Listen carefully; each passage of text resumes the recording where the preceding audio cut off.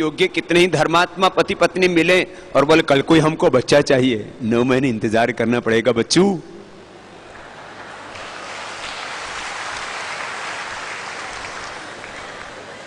बंदरों ने आम की गुठली बो दी। बरसात का समय था, जैसे आजकल चल रहा है। बरसात के समय में आम की गुठली जल्दी बाहर आ जाती है। उसमें से ऊपर एक आम के पत्ते निकल आए, बड़े खूबसूरत थे, हम भी बचपन में बहुत देखा करते थे। बंदरों ने आम की गुठली बोई, ऊपर से पत्ते निकल आए और कहे कि देखो अभी आम खाएंगे, आम खाएंगे, और 5-7 दिन बाद जाके उसको उखाड़ दिया। अरे पगले, ऐ बंदर, इसको आम लगने में कितने ही उच्च कोटि का आम का बीज बोलो, कम से कम 1 से 2 साल का वक्त लगता है, कितना ही हाइब्रिड लगा लो। कर्म का फल मिलने में एक समय तो लगता है ना। अब गेहूं का बीज बो तो कितने दिन बाद में उसमें फल आता है बोलो? 3-4 महीने बाद। 3 महीने बाद उसमें बाली आती, फिर पकता है। कच्चा फल खाना है कि पक्का है? कच्चा नहीं खाना है किसी को भी, पक्का पक्का खाना है। तो पक्का फल खाने में समय भी तो पक्का ही लगेगा, लेकिन समय लगेगा, लेकिन काम अवश्य पूरा होगा।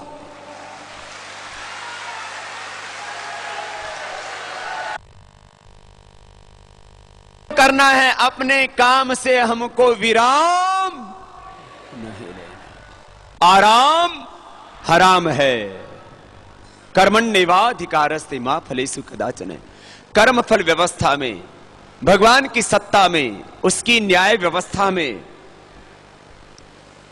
पुनर्जन्म में, पूर्व जन्म में, धर्म में, अध्यात्म में, कर्म में हमारी पूरी आस्था रहे।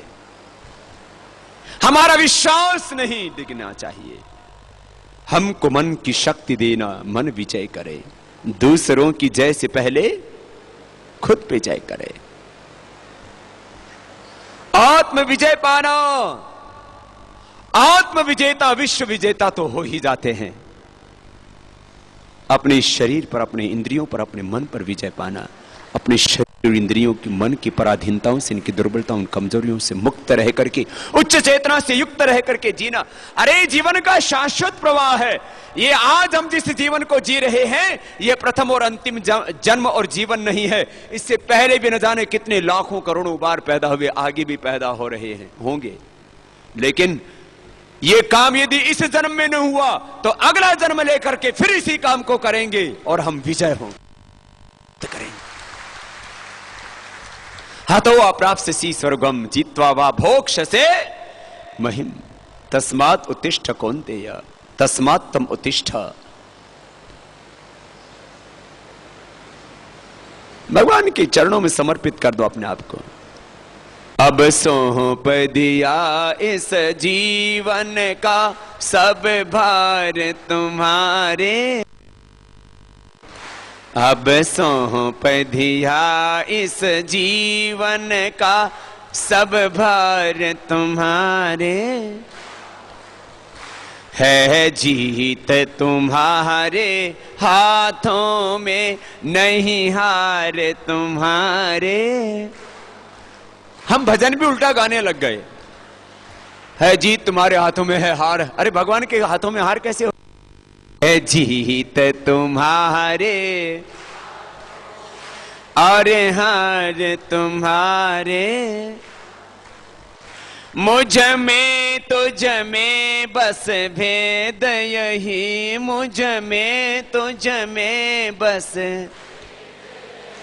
मैं नर हूं तुम नारायण हो प्रभु। मैं हूं संसार के हाथों में, संसार। अब सौंप दिया इस जीवन का सब भार तुम्हारे। है जीत तुम्हारे हाथों। नहीं हार तुम्हारे हाथों में, सदा प्यार तुम्हारे। बोलिए सच्चिदानंद भगवान की। तुम्हें कह रहा था पूरा जीवन कर्म और कर्म का फल है। अब देखो, साइनट खाओगे तो जियोगी कि मरोगे? मरेंगे। पानी पियोगे तो प्यास बुझेगी कि नहीं? आग में हाथ डालेंगे तो जलेगा कि नहीं? हाथ को जल में डालेंगे तो ठंडा लगेगा कि नहीं? और पानी को बहुत तेज उबालेंगे तो उड़ेगा कि नहीं? पानी को तेज उबालने से उड़ता है, ये वाष्प बन जाता है, ये उसका कर्म का फल है। कपालभाति करेंगे तो पेट घटेगा कि नहीं? ये कर्म का फल है। भस्त्रिका करेंगे तो फेफड़ा ताकतवर होगा कि नहीं होगा? होगा। भक्ति करेंगे तो शक्ति मिलेगी कि नहीं? जो पैदा हुआ है वो मरेगा कि नहीं? और जो मरा है वो पैदा होगा कि नहीं? होगा। जो मर गया वो पैदा होगा। जातस्य ही ध्रुवोर मृत्यु ध्रुवम जन्म तस्य च तस्मात् परिहार्यार्थेन त्वं शोचितुमर्हसि। भाई ये तो कोई बात ही नहीं है। ये पूरा जीवन कर्म फल का सिद्धांत है। जैसा करोगे वैसा, और याद रखो जो करोगे उसका कई गुना हो करके मिलेगा। चाहे दान कर लो, चाहे पाप कर लो, चाहे पुण्य कर लो। एक धतूरे का बीज बो, उसमें गोल गोल बोल लगती है। अपने घर में एक धतूरे का बीज जरूर बो के रखना। और ये धतूरा पाप के लिए बता रहा हूं। और दूसरा तिल या चौलाई का बीज बो के रखना। तिल और चौलाई में भी, चौलाई में एक बहुत हजारों चौलाई आ जाती है ऊपर, तिल में भी, उसमें भी टोपी सी होती है, जैसे गोली होती है ना ऐसी। एक उसका खोल होता है। तिल, तिल समझते हो ना? तिल एक गमले में तिल बो के रखो और एक में धतूरा बो के रखो। धतूरा पाप का उदाहरण और तिल जो है ये पुण्य का उदाहरण है। जो करोगे, जो बोओगे वो ही काटोगे नहीं, जो बोओगे उसका कई गुना काटना पड़ेगा। ये वो जो बोओगे वो काटोगे तो, लेकिन जो बोओगे वो कुछ हम करें, बस एक कर्म का सिद्धांत है, अच्छा बुरा ये तो तुम जानो। और अच्छा बुरा क्या है? जिससे अपने को और दूसरों को सुख मिले वो अच्छा, वो धर्म, वो पुण्य, वो शुभ। और जिससे अपनों को और दूसरों को दुख मिले वो अशुभ, वो अधर्म, वो पाप। इसमें कोई पाप पुण्य को बोले जी समझ ही नहीं आता, धर्म का ज्ञान दे दो। अरे धर्म का ज्ञान यही है बावड़े, जिससे अपने को और दूसरे को सुख मिले, वो धर्म, वो पुण्य, वो शुभ, वो भागवत कर्म है। जो करोगे वो भरोगे, जो बोओगे वो, लेकिन कई गुना होकर के मिलेगा। इसलिए तुम मुर्गे काट रहे हो तो सोच लेना कई बार मुर्गा बनना पड़ेगा।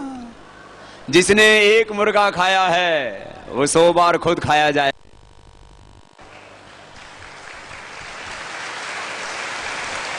कुछ ने पहले काटे हैं, योगी होने के बाद छोड़ दिए। जिसने काटे हैं वो कटेगा। आप में से बहुत लोगों ने कभी मांसाहार नहीं किया है, लेकिन किसी किसी ने किया है। बोले बाबा जी क्या करें, कोई सत्संग नहीं मिला था, मिल गया है। मैं सब भारतवासियों से कहूंगा आओ अहिंसा के रास्ते पर चलो। आहार में भी हिंसा नहीं होनी चाहिए, विचार में भी हिंसा नहीं होनी चाहिए। जितना हमें जीने का अधिकार है उतना ही सब जीवों को जीने का अधिकार भगवान ने दिया है। खुद जीवो, सबको जीने दो, सबको जीने। नॉर्थ ईस्ट वालों तुम भी सुन लो।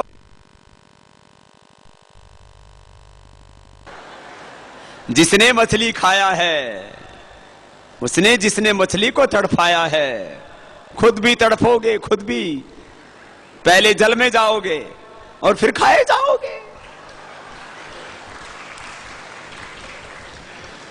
बोले बाबा जी मछली तो खाने का ही होता है। मैंने कहा खा ले तो भी खाया जाएगा, ये सोच ले। जो करोगे वो, जो बोओगे वो काटो। यही कर्म का फल है, यही कर्म फल सिद्धांत है, यही जीवन है, बस इससे आगे कुछ भी नहीं है। भाई बहनों, मैं एक सन्यासी हूं। बोले बाबा तू किसके बीज बो रहा है? मैंने कहा मैं एक परिवर्तन के बीज बो रहा हूं। एक दिन ये परिवर्तन अवश्य, एक दिन ये क्रांति अवश्य पूरी होगी। एक दिन जो हम पुरुषार्थ कर रहे हैं, जो हम तप कर रहे हैं, कभी भी कोई तप व्यर्थ नहीं जाता है, उसका फल अवश्य मिलता है। हमें किसकी चाह?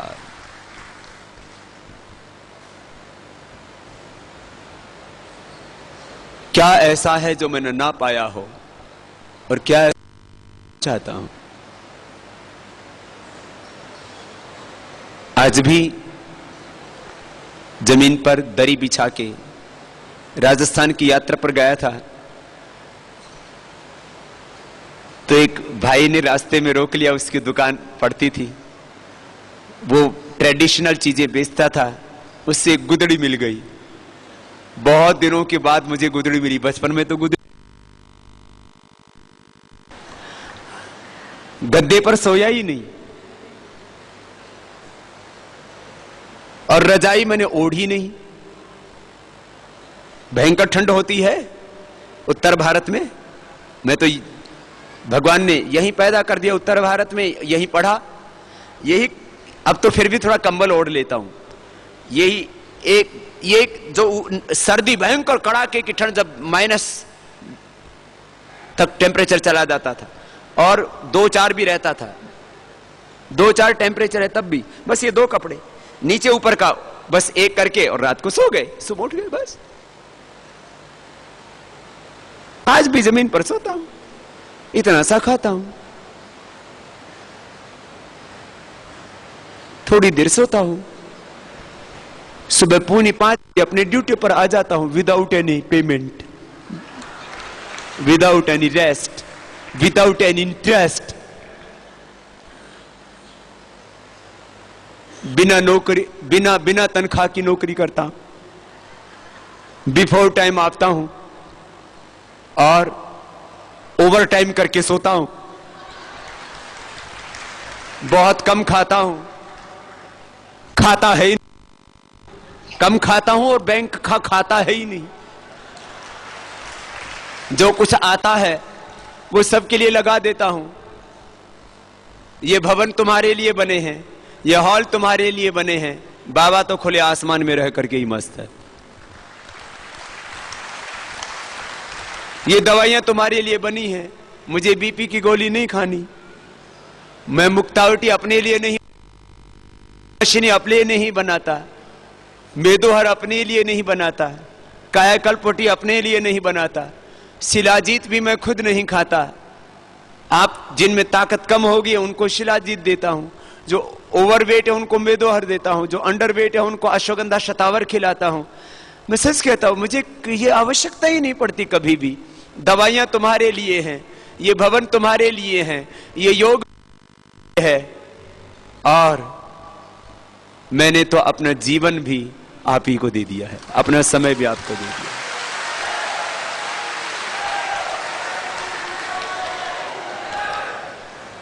ना मेरी कोई चॉइस, ना मेरी कोई चॉइस, ना मेरी अपनी कोई life. I have no choice. I have no individual life and no individual private time. अब समय तुम्हारा, ये शरीर तुम्हारा, इस शरीर पर इस देश के 121 करोड़ लोगों का और दुनिया के 7 अरब लोगों का और भगवान का अधिकार है, मेरा अधिकार नहीं।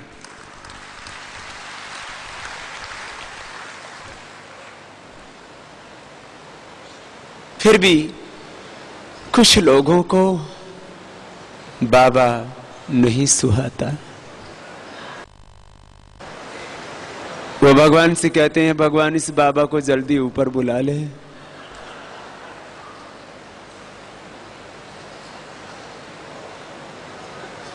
मैं बहुत गंभीरता के साथ इस बात को कहना चाहता हूं। कुछ लोग सुबह उठते ही कहते हैं, भगवान तूने क्या बला भेज दी इस धरती के ऊपर। भगवान कहते हैं, मैंने बला नहीं भेजी है, इस धरती की बला टालने के लिए इसको बावड़े को भेजा है।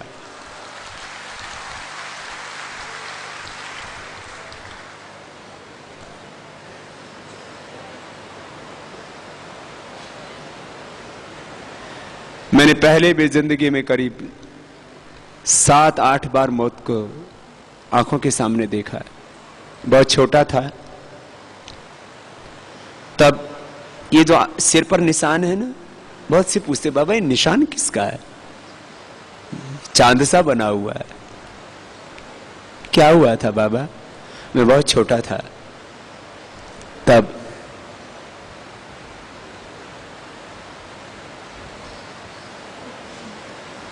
माता पिता दूसरी मंजिल पर रहते थे। एक ग्राउंड फ्लोर था, फर्स्ट फ्लोर पर रहते थे। कभी कभी नीचे भी आते थे। दोनों पैरों में बहुत बड़े बड़े फोड़े, शरीर में भी हाफ बॉडी पैरालिसिस हुआ था। बहुत छोटा था तब की बात बता रहा हूं। फिर बड़ा हुआ तो पैरों में फोड़े हो गए। पेट बहुत बड़ा सा था, बेडौल सा, लचर पचर पूरा बेकार, फिसड्डी। एक मौसी थी, मुझे ना मामाओं के नाम, एक आधे का शायद कहीं नाम याद होगा जो कभी मिले थे, ना मामा के नाम पूरे याद हैं, नाना का भी नाम भूल गया, बचपन में कभी याद था। नानी ने 1-2 बार मक्खन खिलाया था, इसलिए कुछ शायद उसका नाम सूरजी या कुछ ऐसा है। खिलाए बहुत याद रहते हैं, इसलिए अपने बच्चों को बहुत प्यार से खिलाया करो। न चाचे ताऊओं के नाम याद हैं। 15 साल में तो घर से निकल गया था। अभी भी कभी आ जाते हैं तो नमस्ते कर लेता हूं, मैं घृणा नहीं करता। सन्यासी होने का मतलब किसी से घृणा करना नहीं, सन्यासी का मतलब है सबसे प्यार करना, किसी से नफरत करना नहीं।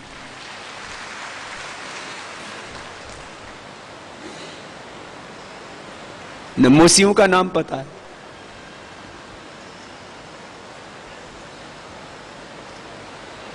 शायद जिसने खिलाया था उसका नाम अभी याद आ गया है, शायद बाला कुछ नाम था। वो नीचे चली गई खिलाती खिलाती।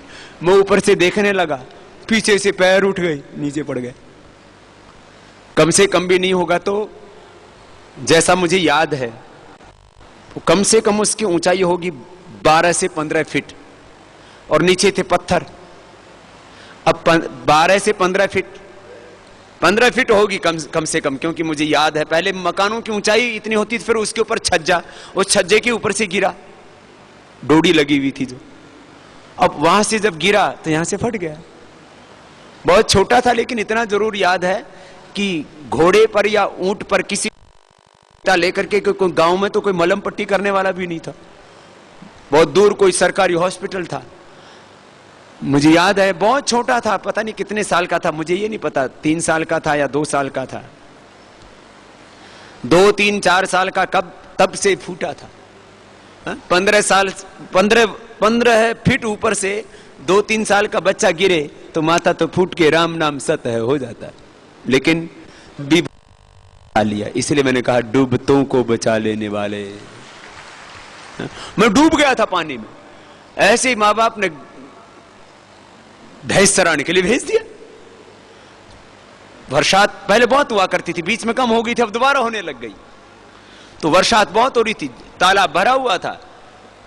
एक तो बड़ा तालाब था, छोटा तालाब जोहड़ी, वहां सब पशु अंदर जोहड़ी में नहा रहे थे। तो मैं जिस भैंस को चरा रहा था वो भी घुस गई। वहां बहुत से बच्चे तैर रहे थे, हमने सोचा ये सब ऐसे ही तैरते होंगे, हम भी घुस गए और वहां जाकर के ऊपर नीचे मुंह में पूरा पानी भर गया। मुझे बहुत अफसोस है कि जिस व्यक्ति ने मुझे बचाया उसका नाम मुझे याद नहीं, क्योंकि मैंने कभी पूछा ही नहीं फिर दोबारा। और उसके बाद तो 15-16 साल की उम्र में तो घर ही छोड़ दिया। लेकिन एक व्यक्ति मुझे कुछ कुछ थोड़ा सा याद आता है। वो व्यक्ति ने मुझे देखा, क्योंकि कभी मैं ऊपर आता था कभी नीचे जाता था, ऐसे देखता था कोई बचाएगा, और वो कूदा एकदम से, और कूद करके तैर करके, क्योंकि छोटा तो था ही, पता नहीं कितने मुश्किल से रहा होगा, 7-8 साल का, 7-8 साल की भैंस चरा लिया करते थे। 15 साल का था उस समय तो मैं बहुत बड़ा गहरा कुआं खोद करके फिर आया था। 15 साल की उम्र में तो कुआं खोद दिया था करीब 100 फीट 125 फीट गहरा।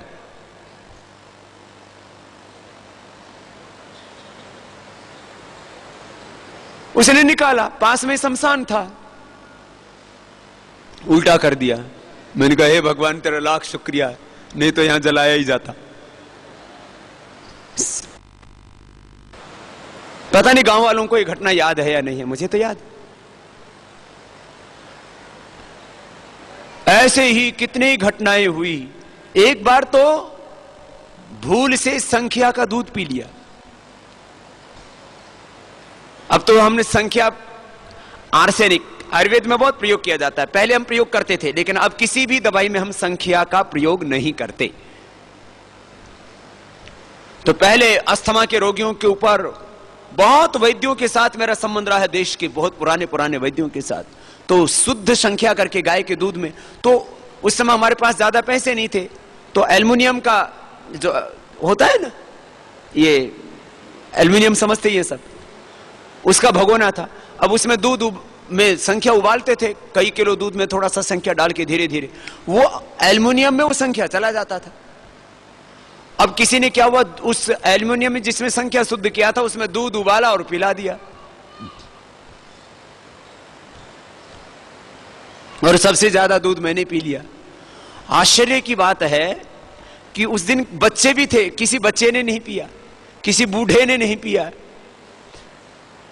मैंने कुछ उस दिन वो खाया नहीं, आम खाए और दूध पिया।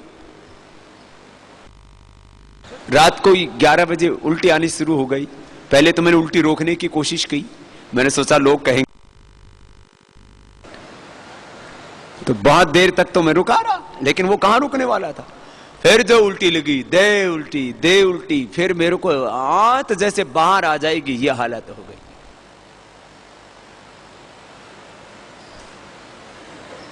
तब भी बच गया।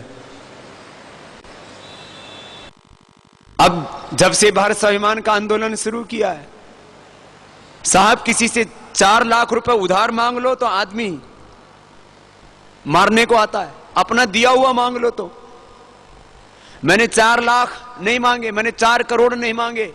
मैंने कहा ए भ्रष्टाचारियों, ए देश के गद्दारों, तुमने भारत माता को नोच नोच के देश के साथ गद्दारी करके तुमने 400 लाख करोड़ हिंदुस्तान के देने पड़ेंगे तुमको वापस, ये तुम्हारा नहीं, ये देश का धन है। उठे बाबा तू अपना खाली योग सिखा। मैंने कहा मैं योग तो सिखा रहा हूं, सच्चाई सिखाता है, योग तो हमें ईमानदारी सिखाता है।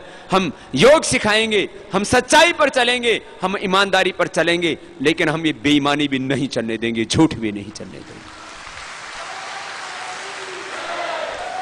तो वो लोग जिन्होंने इस देश को लूटा, देश के धन को लूटा, भू संपदाओं को लूटा, हिंदुस्तान की इज्जत को लूटा, मां भारती को नोच नोच के जिन्होंने खाया, जिनको खून मुंह लगे हुआ, वो खूनी हो गए, वो कातिल हो गए। वो नहीं चाहते स्वामी रामदेव जिंदा रहे। हमने कहा भारत को आजाद कराने के लिए गांव गरीब मजदूर किसानों ने आंदोलन किया। 99% इस देश को आजादी दिलाने में यदि किसी का योगदान है तो गांव के लोग हैं, वो गरीब लोग हैं, वो मजदूर लोग हैं और वो किसान लोग हैं जिन्होंने इस देश को आजादी दिलाई।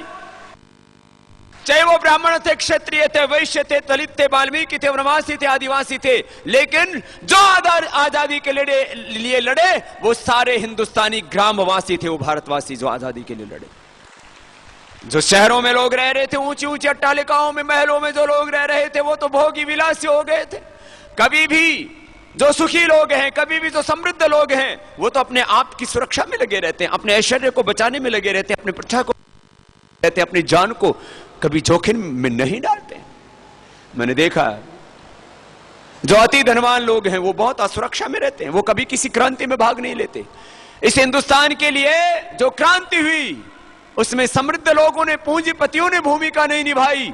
इस देश को बचाने के लिए जिन्होंने अपनी जवानी को भेंट कर दिया वो गांव के लोग थे, वो ग्रामवासी थे, वो सामान्य लोग थे, वो मजदूर किसान थे। लेकिन आजादी के बाद उनको क्या मिला?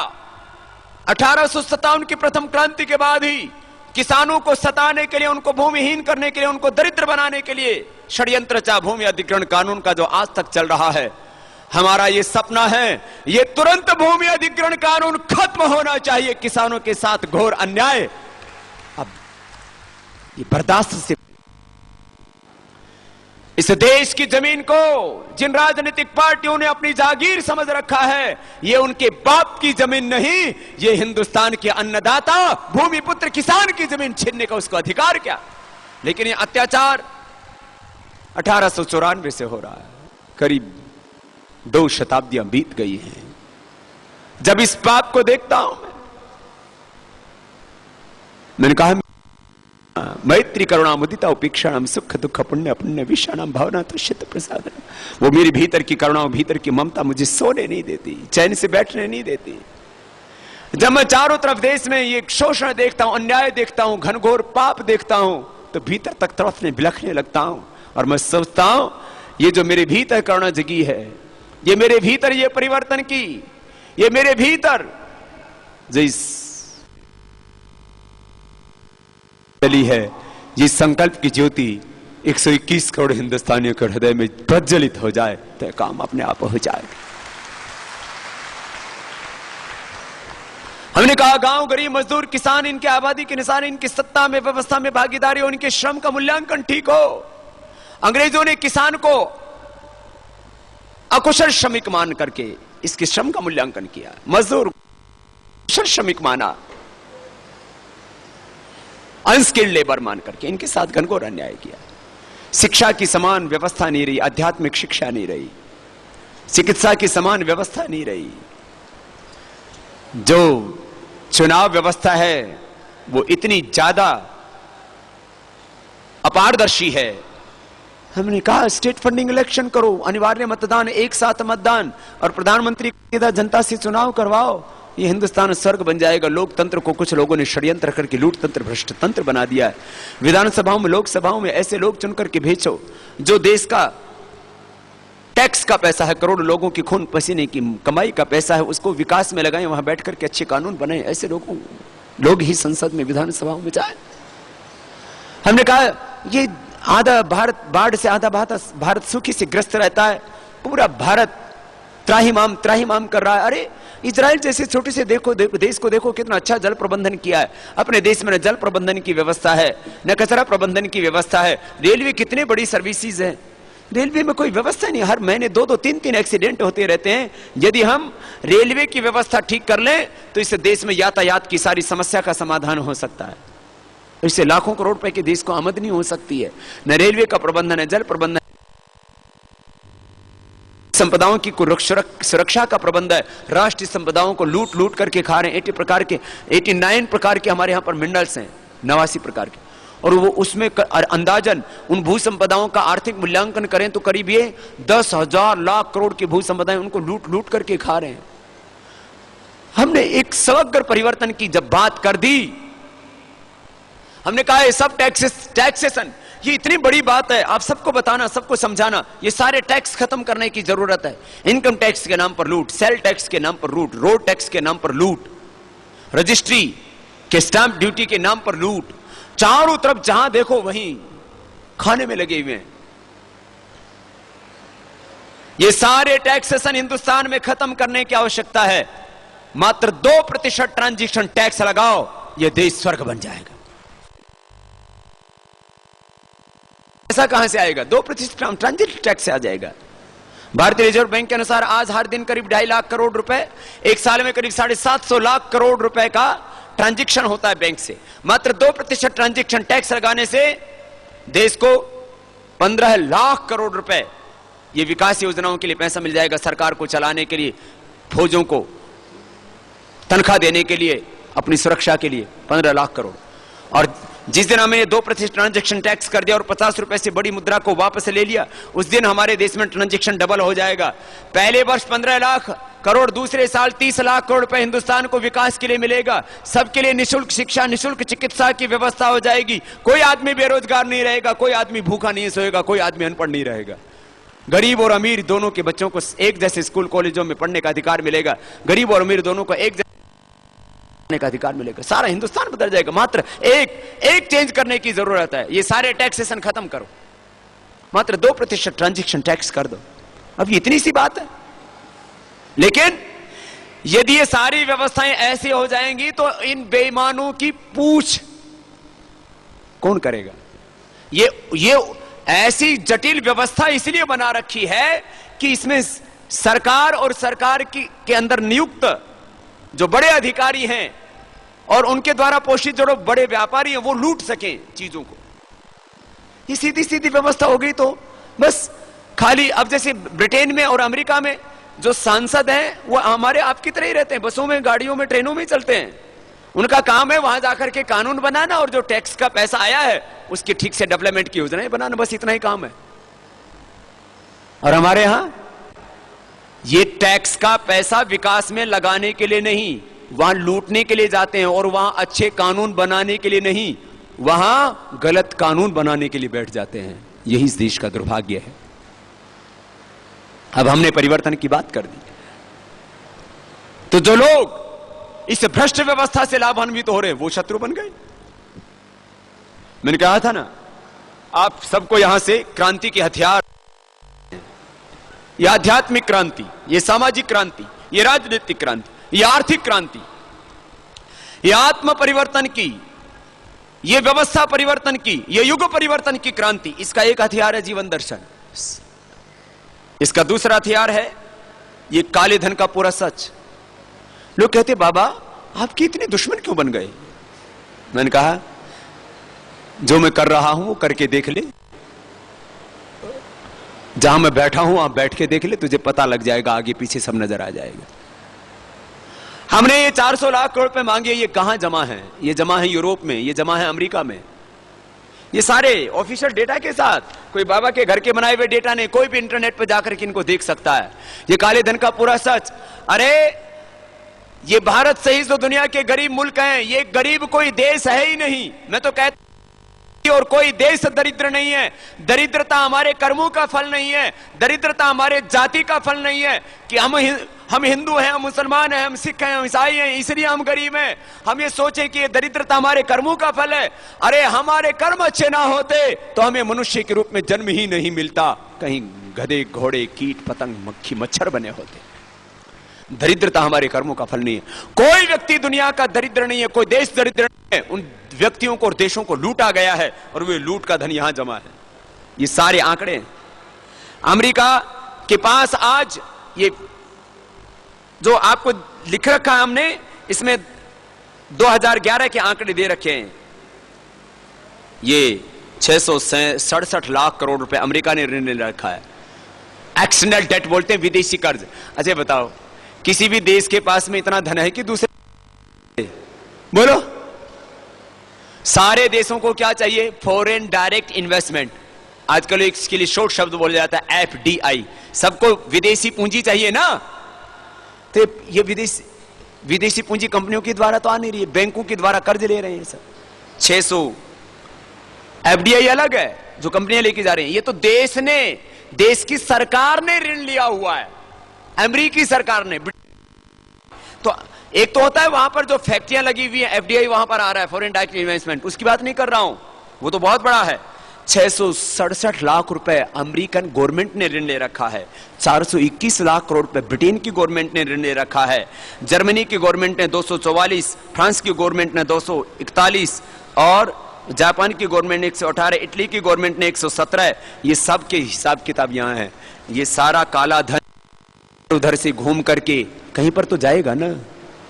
ये सारा धन घूम फिर करके जहां जाता है वो सारे, ये यूरोप के 15 देश हैं, इन देशों ने करीब ये 2500 लाख करोड़ रुपए कर्ज में ले रखे हैं। कितने? 2500 लाख करोड़ रुपए। और हर तिमाही में 125 लाख करोड़ रुपए, हर साल 500 लाख करोड़ रुपए का काला धन जमा होता है। ये छोटा सच नहीं है, इसको झुठलाया जा रहा है। कोई बोलता है तो उसका मुंह बंद करने की कोशिश की जा रही है, और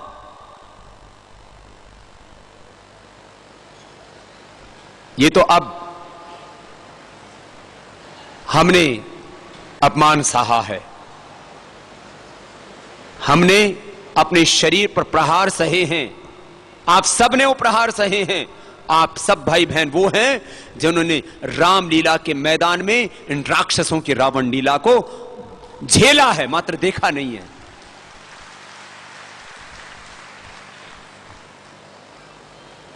आज इस देश में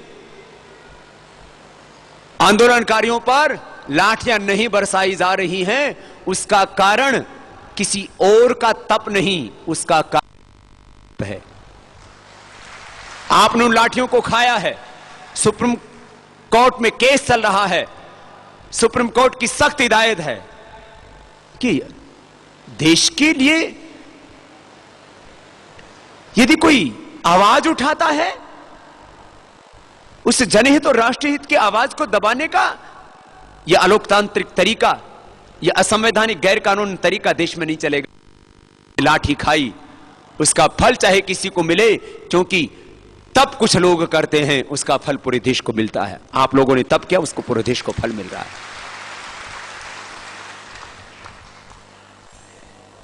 मैंने कहा पहले, मैंने मौत को कई बार देखा, लेकिन रामलीला मैदान में होम मिनिस्ट्री के एक सेक्रेटरी लेवल की व्यक्ति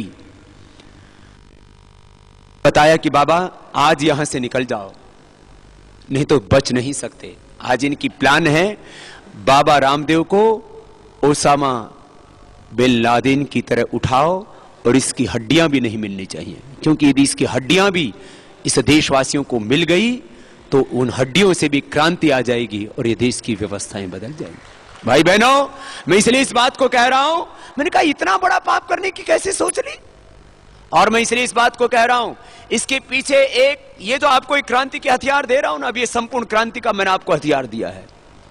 हमें 400 लाख करोड़ रुपए लाना है, भ्रष्टाचार को भी मिटाना है, और भ्रष्ट व्यवस्थाओं के स्थान पर न्यायपूर्ण व्यवस्थाओं की स्थापना करनी है। इसके लिए संघर्ष करना है, लेकिन ये बहुत जोखिम भरा काम है, ये सहज काम नहीं है। और मैंने आपको कहा कि हकीकत देश के सामने रखी है।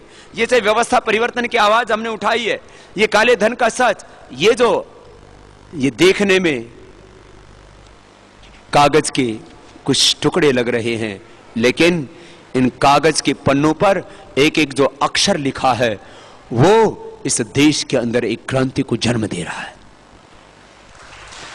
एक वैचारिक क्रांति।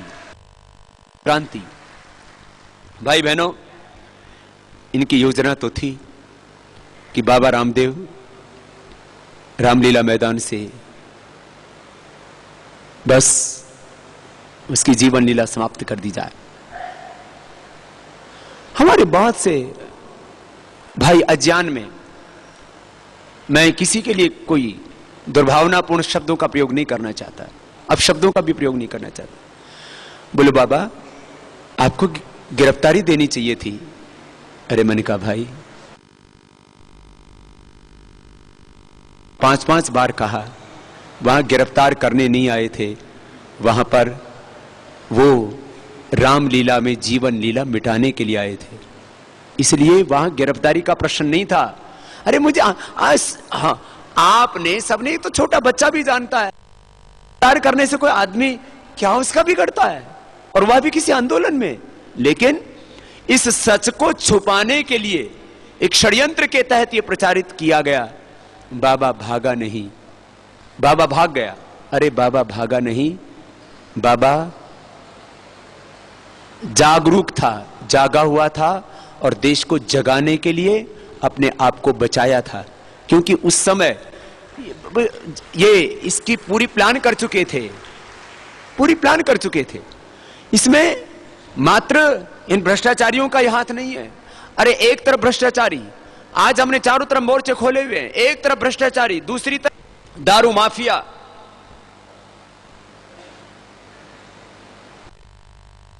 नशा माफिया, दूसरी तरफ ये विदेशी कंपनियों चलाने वाले माफिया, तीसरी तरफ ये सत्ताओं पर बैठे माफिया, और चौथी जहां ये काला धन जमा है। अमेरिका की सबसे बड़ी मैगजीन में, वहां के सबसे बड़े अखबार में फ्रंट पेज पर बाबा का फोटो छपता है, तो बाबा उनके लिए आदरणीय नहीं है। बाबा का यदि पूरी दुनिया के अंदर जो है, यदि काला धन वापस लाने की मैं बात करता हूं तो उसके बारे में खबर छपती है, तो कोई ये मेरी महिमा मंडन करने के लिए नहीं है। वो लोग समझते हैं कि काला धन आ गया तो हम कहां रहेंगे। आज यदि दुनिया के सभी देश और भारत यदि अपना काला धन वापस ले ले, तो अमेरिका, ब्रिटेन, जर्मनी, फ्रांस सहित यूरोप के करीब 15 देश दिवालिया हो जाएंगे, दिवालिया हो जाएंगे। उनके पास ब्याज देने के लिए और किस्त चुकाने के लिए तो उनके पास पैसा नहीं है। इसलिए मैं एक बात और कहता हूं, भारतवासियों, दुनिया के देश अपना धन, काला धन कब लेंगे? आप अपना काला धन ले लीजिए, नहीं तो कल ये यूरोप और अमेरिका जब दिवालिया हो जाएंगे, आपको 1 रुपए मिलने वाला नहीं है। ये बात गंभीर बात है, इसको हंसी में उड़ाने या आरोप लगाने में मत लेना, गंभीर बात है। मैंने कहा आज दुनिया की ताकतवर शक्तियां वो स्वामी रामदेव के अस्तित्व को मिटाना चाहती हैं। आज कुछ धर्मांध लोग, उनको ये योग का उत्कर्ष, ये आयुर्वेद का उत्कर्ष, और आज स्वामी रामदेव और पतंजलि योगपीठ के माध्यम से ये पूरी दुनिया में भारत और भारतीयता का, भारतीय संस्कृति और सभ्यता का जो सम्मान पूरी दुनिया में हो रहा है, ये उनको फूटी आंख नहीं भाता है। बहुत बहुत षड्यंत्र हैं। मैं आपको डराने के लिए या सहानुभूति बटोरने के लिए नहीं कह रहा हूं। ये आज छोटी घटना नहीं है। गली मोहल्ले का कोई आम आदमी भ्रष्टाचार के खिलाफ आवाज उठाता तो उसकी ये दुनिया की ताकतवर शक्तियां उसके विरोध में नहीं खड़ा होती, क्योंकि इसको सुन कौन रहा है। आज जो मैं कहता हूं वो पूरी दुनिया में सुना जाता है, पूरा देश खड़ा हो जाता है और पूरे देश कहता है अब तो हमें ये करना है। तो अब एक तरफ इस देश की वो देशभक्त लोग, वो राष्ट्र प्रेमी लोग जो अपनी भारत माता को प्यार करते हैं, ऐसी भारत माता से प्यार करने वाले लोग, उनका हाथ, उनका साथ, और एक तरफ इस देशवासियों का साथ और इस भगवान की करुणा का हाथ, इस दो के बीच में मैं जिंदा हूं। बाकी इन भ्रष्टाचारियों ने, इन अत्याचारियों ने, इन षड्यंत्रकारियों ने और इन दुनिया की ताकतवर चीजों ने कोई कसर नहीं छोड़ रखी है। वो तो एक दिन भी मुझे जिंदा नहीं देखना चाहते, लेकिन जब तक आपका साथ और भगवान की करुणा का हाथ रहेगा, मैं काम करता रहूंगा। मैंने कहा यह आपसे मात्र सहानुभूति पाने के लिए नहीं, किसी पर आरोप लगाने के लिए मैं इस बात को नहीं कह रहा हूं। किसी पर आरोप लगाने के लिए या आपकी सहानुभूति पाने के लिए इस बात को नहीं कह रहा हूं। मैं आगे पीछे इस सच को देख रहा हूं और चारों तरफ इस मौत के तांडव को देख करके भी जिंदा दिली से जिंदगी को जी रहा हूं।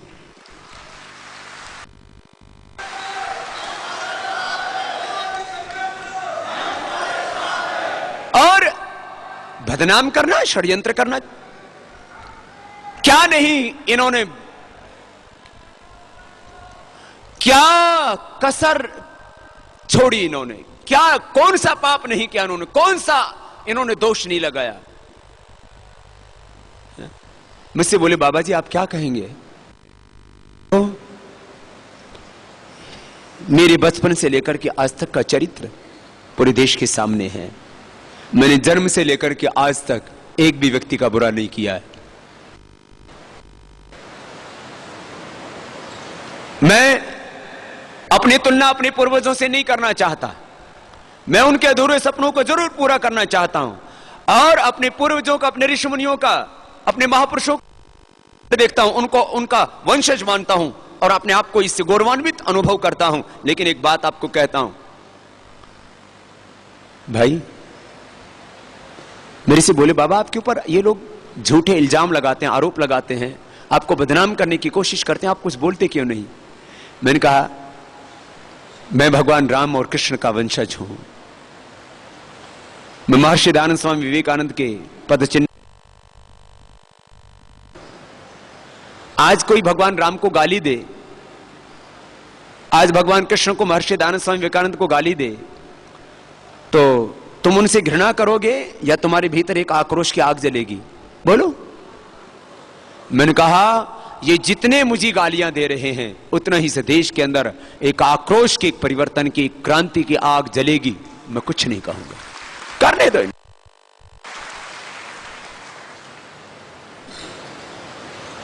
ये ठग कहे, महाठग कहे, मुझे क्या परवाह है। हां, मैंने कोई चोरी नहीं की, लेकिन मैंने चोरी की है देश के 1-2 नहीं 100 करोड़ से ज्यादा लोगों के दिल की चोरी की है। मैं आपके दिलों का प्यार लूटने वाला महाठग,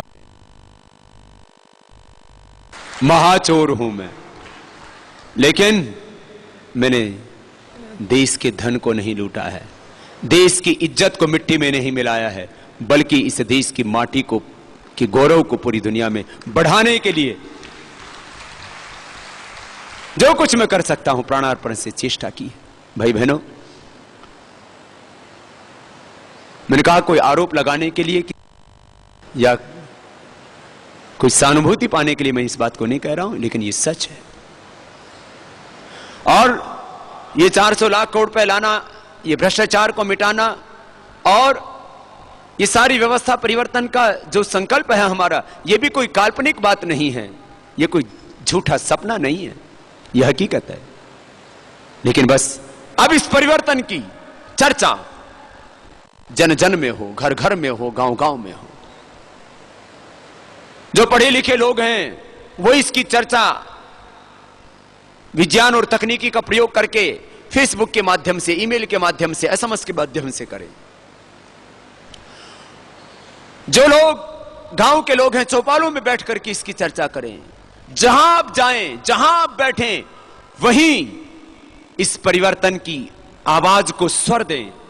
मैं तो कहता हूं, मैं एक होता तो एक क्रांति नहीं हो पाती। अब मैंने करोड़ों हाथों को अपना हाथ माना है और करोड़ों लोगों की आवाज को अपनी आवाज माना है। सब मिलकर के आवाज देंगे, सब मिलकर के इस क्रांति को स्वर देंगे तो ये क्रांति होगी। बोले बाबा ये परिवर्तन होगा कैसे? मैंने कहा परिवर्तन तो होगा लोकतांत्रिक जीवन में। परिवर्तन तो हम योग से कर देंगे। जीवन में तो परिवर्तन योग अध्यात्म से होगा और वो परिवर्तन हमने किया है, कर रहे हैं और अंतिम श्वास तक हम करेंगे।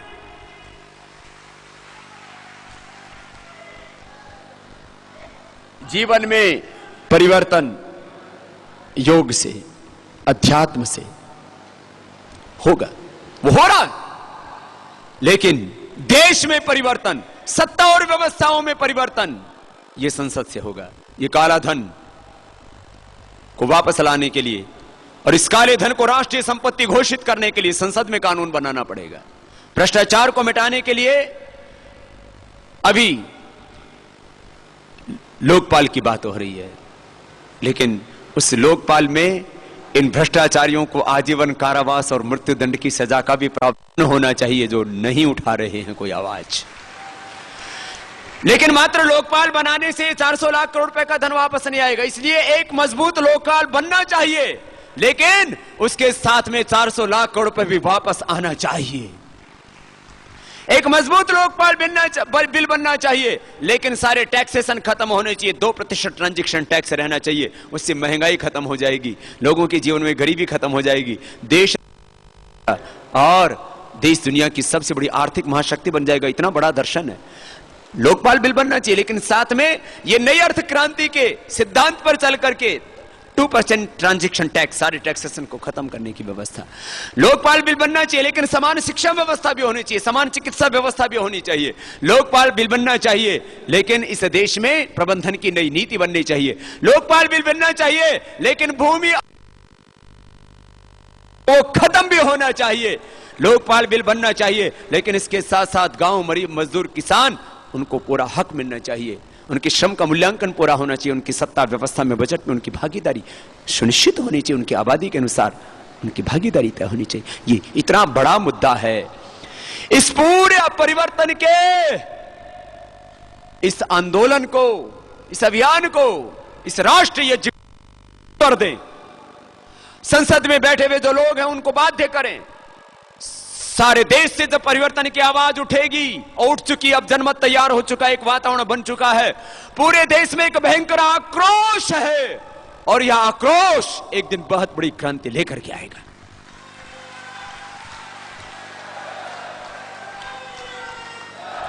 भाई बहनों, अब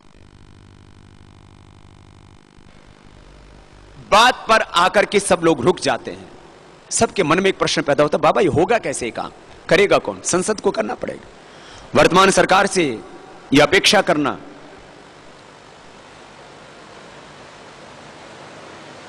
शायद नादानी होगी, नासमझी होगी। और क्योंकि सरकार ने रामलीला जो देशभक्त लोगों के ऊपर और एक देश के सन्यासी के ऊपर जो पाप किया है, उससे उसका चरित्र सामने आ गया है। मेरे से बोले बाबा इसके बारे में क्या कहेंगे? मैंने कहा देश को पता लग गया है कि काला धन लाने की हमने बात की थी, भ्रष्टाचार मिटाने की बात की थी, व्यवस्था परिवर्तन की हमने बात की थी, और क्या किया था? तो इन्होंने तो ये कांड करके रामलीला मैदान में रावण लीला करके वर्तमान प्रमाणित कर दिया। हम दोष नहीं लगा रहे, उन्होंने प्रमाणित कर दिया, अपना चरित्र देश के सामने रख दिया है कि काला धन हमारा है, भ्रष्टाचार भी हम कर रहे हैं, और इन व्यवस्थाओं को भी हमने ही बंधक बनाया हुआ है। एक कवि यहां पर कविता कर रहे थे, बोले बाबा दोष आपका नहीं, आप पराजित नहीं हुए हो, ये सरकारों का पाप सामने आया है। कारण माल पूछ बैठे हम चोरों के सरदारों से। दिक्कत यहां आ गई, कारण माल पूछ बैठे हम चोरों के सरदारों से, इन देश के गद्दारों से। कहां से ले आएंगे बाबा? आप कहते हो माल भी दे दो और फांसी पर भी लटकाएंगे।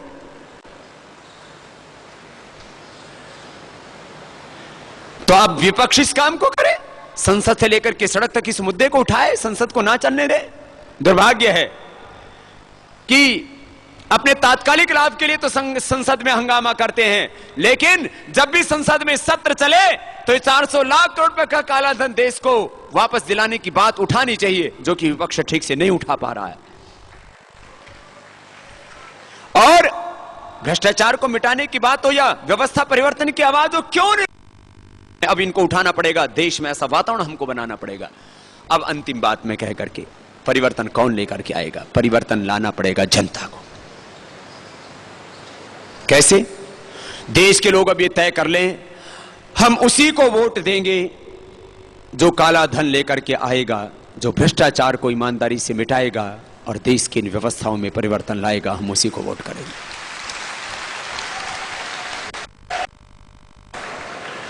और यह परिवर्तन की आवाज इतने वेग से उठे, पूरे देश में ऐसा जनमत तैयार हो जाए, ऐसा वातावरण तैयार हो जाए कि आने वाले लोकसभा चुनाव में सभी राजनीतिक पार्टियों को अपने चुनावी घोषणा पत्रों में, अपने पॉलिटिकल जो मैनिफेस्टोज होते हैं, उन सब के अंदर ये काला धन का मुद्दा शामिल करें, ये भ्रष्टाचार का मुद्दा सम्मिलित करें, और ये व्यवस्था परिवर्तन के जो हमारे 7 मुद्दे हैं वो सब के सब अपने चुनावी घोषणा पत्रों में सम्मिलित कर दें। ऐसा वातावरण सबको बना के रख देना है।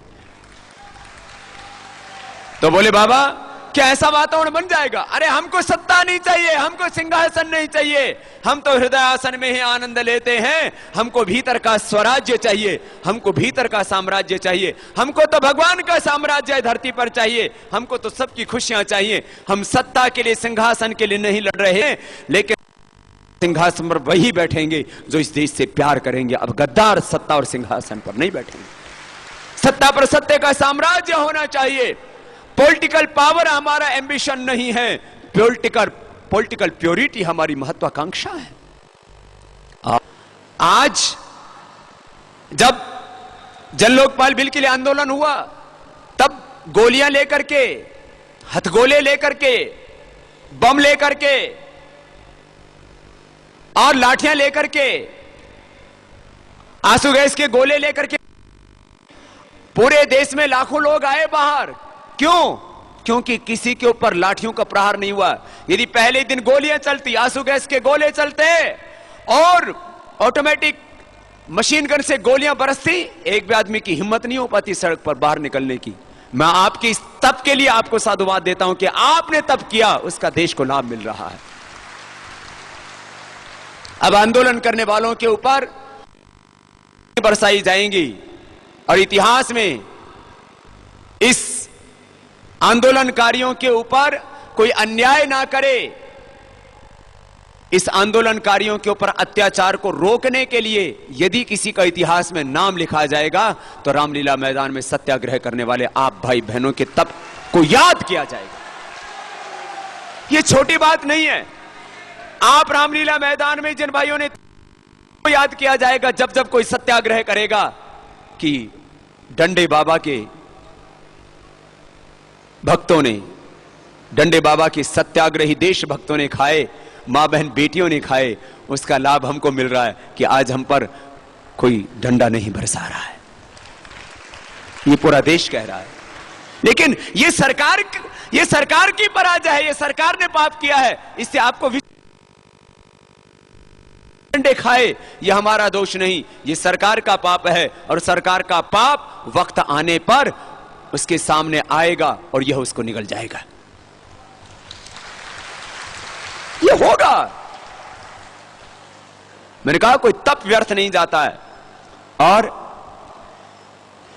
मैंने कहा उस गृह मंत्रालय के सीनियर ऑफिसर से जिससे मेरी बात हुई, वो यहां आया। फिर मैंने कहा भाई ये इतना बड़ा पाप, इतना बड़ा षड्यंत्र करने की उनको हिम्मत कैसे होगी? बोले बाबा जो है मैंने आपको बता दिया बस। मैंने कहा तुम क्या इस बात को सार्वजनिक रूप से कह सकते हो? बोले बाबा बस नौकरी जाएगी, मेरे बच्चों का प्रबंध कर देना, उस दिन मैं सार्वजनिक रूप से भी कह दूंगा। मैंने जिंदगी में कभी एक वाक्य तो बहुत बड़ा होता है, एक शब्द भी अनजाने में भी झूठ नहीं बोला है। मैंने आज तक जो भी मैंने कहा है उसको सच्चाई से कहा है। और यह मैं आरोप नहीं लगा रहा हूं, और मैंने कहा आपसे सहानुभूति पाने के लिए इस बात को नहीं कह रहा हूं। एक बहुत बड़ा षड्यंत्र था और षड्यंत्र भगवान राम के साथ हुए, आरोग्य लगे। जिन्होंने क्रांति करने के लिए कदम आगे बढ़ाया, हर कदम पर उनके साथ षड्यंत्र हुए। कौरवों के साथ षड्यंत्र हुए, भगवान श्री कृष्ण के साथ षड्यंत्र हुए, सबके साथ षड्यंत्र हुए। जब रामकृष्ण के साथ षड्यंत्र हो सकते हैं तो रामदेव षड्यंत्रों से कैसे बच सकता है? जब भगवान कृष्ण के साथ षड्यंत्र हो सकते हैं तो बालकृष्ण षड्यंत्रों से कैसे बच सकता है?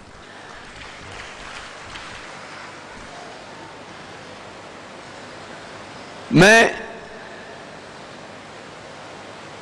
क्योंकि सरकार ने तो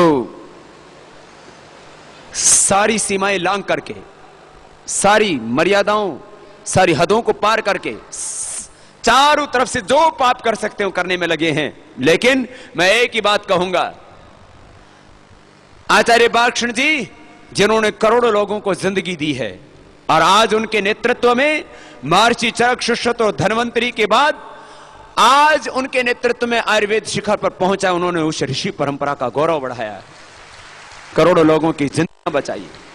आज उनके मार्गदर्शन में हर महीने करोड़ों लोगों को जीवन मिल रहा है। उनको भी बदनाम करने के लिए क्या क्या कर रहे हैं। मैंने षड्यंत्र की हदें पार कर रहे हैं। कुछ तो मुझे मुंह से बोलने में भी कष्ट होता है, दिल नहीं मानता है कि मैं उन बातों को यहां पर कहूं, लेकिन एक ही बात मैं कहूंगा, चाहे कितना ही बड़ा आरोप लगा दे, देशवासियों से मैं एक ही बात कहूंगा, मेरे बोलने तक भरोसा करना। यदि हमने कुछ गलत किया है तो हम देश के सामने कहेंगे हमने गलत किया है। जब हमने गलत नहीं किया है तब ये लाख षड्यंत्र करके कुछ भी झूठ फैलाना चाहें, आप किसी भी झूठ में नहीं आना। बस यही देशवासियों के लिए मैं अपनी बात कहता हुआ अपनी बात को विराम देता हूं। अरे ये तो